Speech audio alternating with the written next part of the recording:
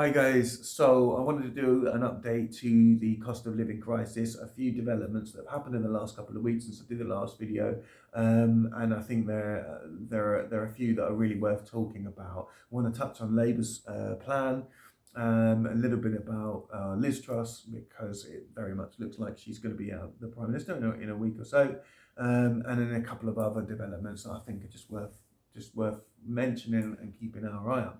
So Labour's plan. Labour have come out with this plan that's going to cost £29 billion apparently. Keir Starmer says that it's completely costed out. Him and his team have been working on it for a while, and that's why you haven't heard anything from him. It's not because he was on holiday, it's because he's been working tirelessly on this plan.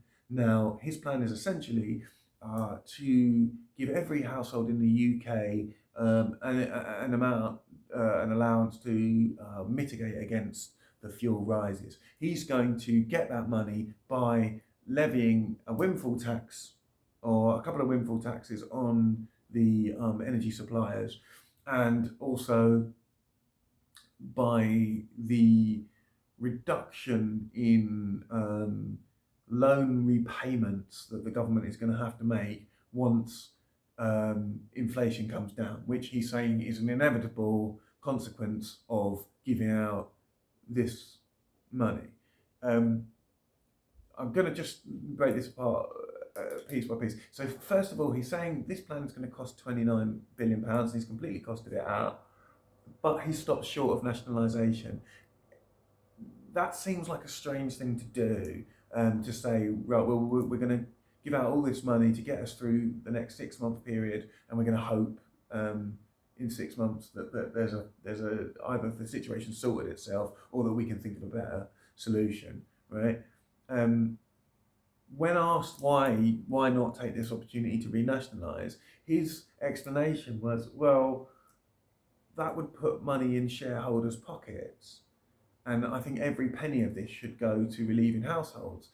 But if you're going to give it to households to pay those energy companies, then all you're doing is putting that money into So all of that money is going into shareholders' pockets. Let's not make any mistake about that, or a huge chunk of it. The other curious thing is that there's this piece of TUC research that's been doing around, which has said that to renationalise the big five energy companies, which would account for about 70% of UK payers, to renationalise now would cost around 2.85 billion, right?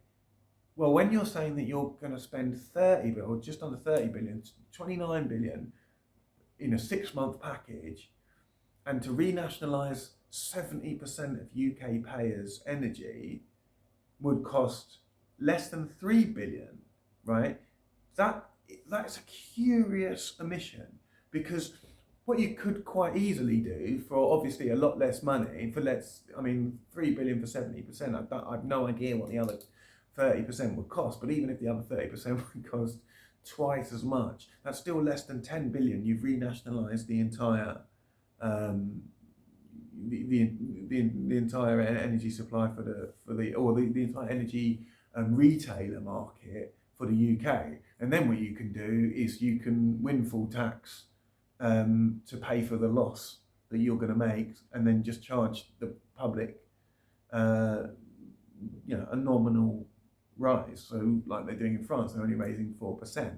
So what you could quite easily do is you buy all the energy retailers and say, right, we're going to have a state energy retailer, and we're going to charge just 4% more than last year, and we're going to keep eating the loss from the higher price that we're having to pay to the suppliers. But quarterly, we're going to levy a windfall tax against them and use that money to pay them back.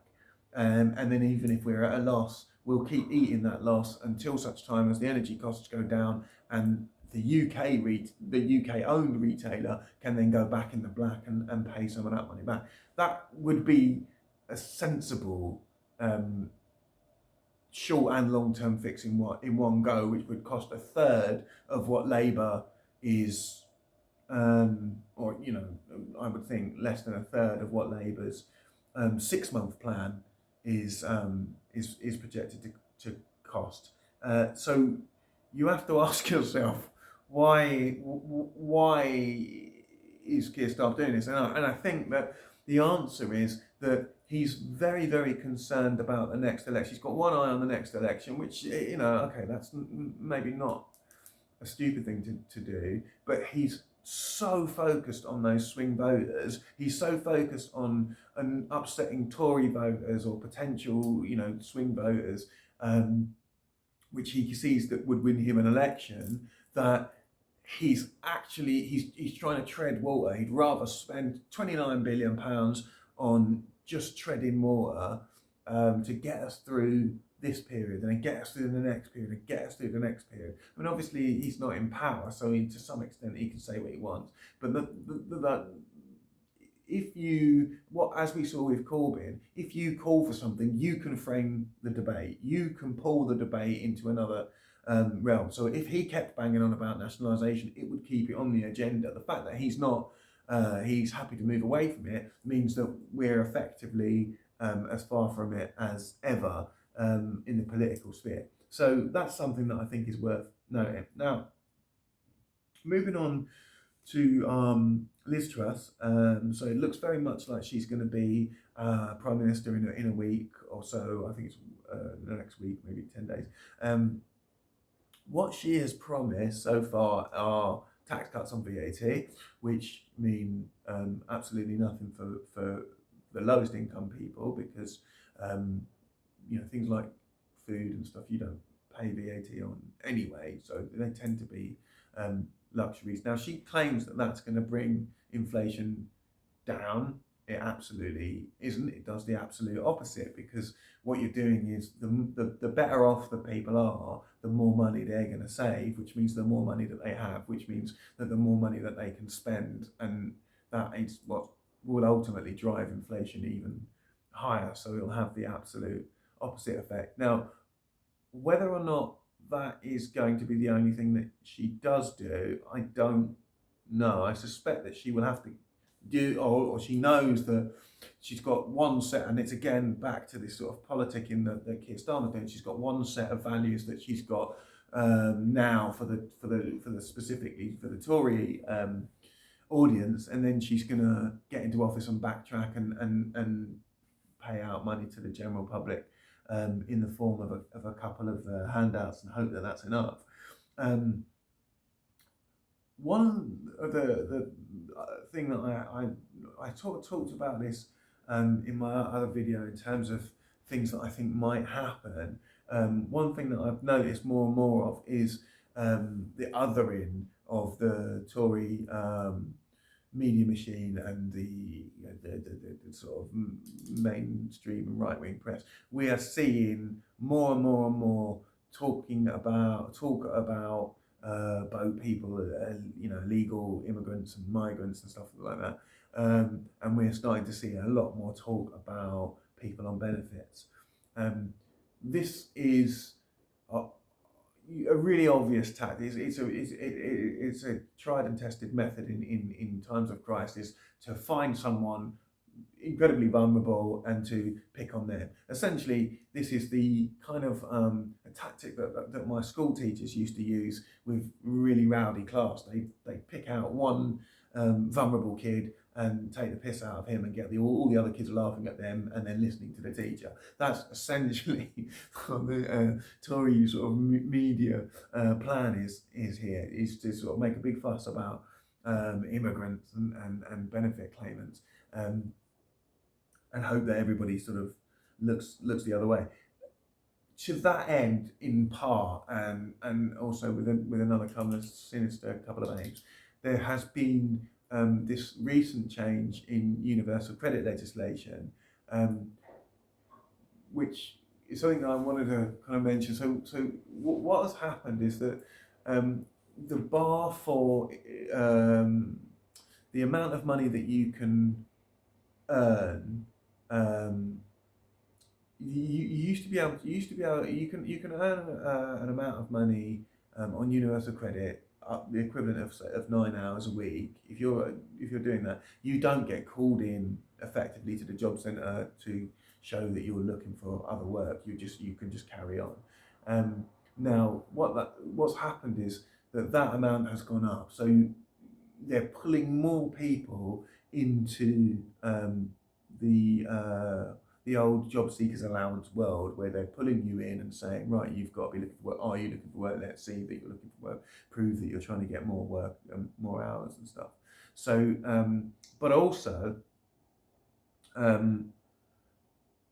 the other pool of people at the other end are the people who would have been on a sickness benefit, on what was previously ESA or incapacity benefit. So people that are too ill to work, they're also being pulled into this pot with that piece of legislation. So that essentially means that anybody can be treated as a work seeker. This is this is something that I used to talk about back in the early sort of 21 and mid 2010s, when welfare reform was had just kind of started, and we were all trying to work out what was going to happen and what it all meant. One of the things that I would say to people all the time when I was training people on universal credit was that I don't think that people were ready for the reach that this one benefit would give into people's lives. And what I mean by that is that in the old benefit system, you'd have housing benefit was administered by the local authority. Then you had job seekers allowance was to a large extent governed and managed by the local job centre.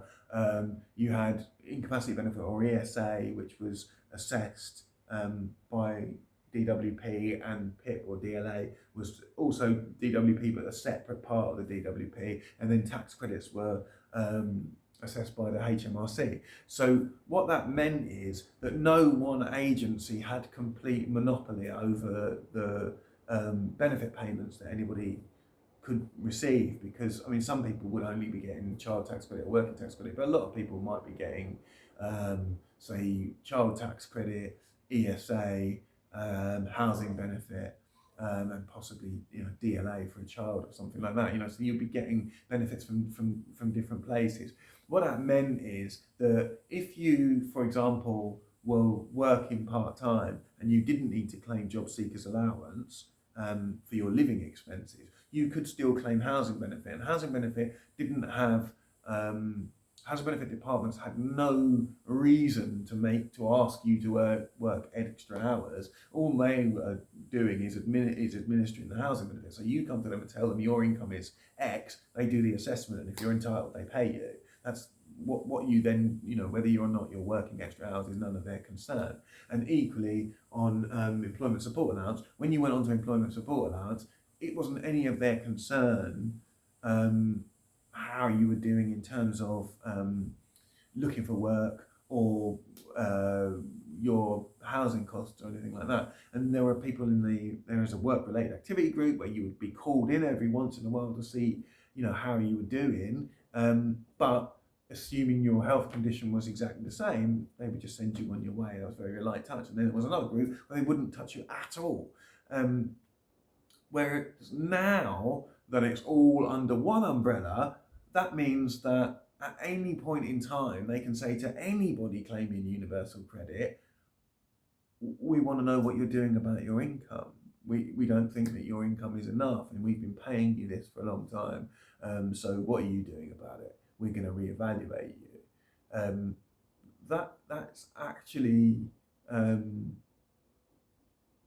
it gives the state an incredible reach into people's lives. Now, what this inevitably is going to mean, what mainstream media haven't picked up on, and even a lot of left-wing media, because people, if you're not in this world, you wouldn't necessarily know. But what this is inevitably going to come with is sanction targets. Now, job centres never ever admit to this, but I can tell you, as someone who's worked at a job centre, this is absolutely true. Every work coach, everybody who signs someone on has a sanction target. So you have a target of how many sanctions you are supposed to give out in any month or quarter. This new piece of legislation will absolutely come with sanction targets. That means people are incentivized to sanction someone. Sanctioning means that you restrict the amount of benefit as a punishment for not fulfilling the best criteria, is not looking for work enough, not being available to look for work, something like that. Now, when you're talking about the most vulnerable people, they, a lot of really vulnerable people find it hard to stick to routines, to keep to things, to keep to appointments, stuff like that. Anybody who works in any kind of welfare or support will tell you a big part of the trade is just getting people to engage, and because often very vulnerable people don't, and so consequently they will be the ones that are sanctioned. They will be the ones that are going without food at a time, or going without money rather, at a time when their money is worth less and less and less every single day. So that will undoubtedly cause an incredible amount of suffering, and I doubt it will get anywhere near the publicity that it deserves. So yeah, I was just checking my notes here. So yeah, that's everything that I kind of wanted to catch up on today. So let me know your thoughts on the whole cost of living situation, what you think we can do, what you'd like to hear about next. And I will make another video in a couple of weeks' time as things develop, with more news and more commentary. All right, take it easy.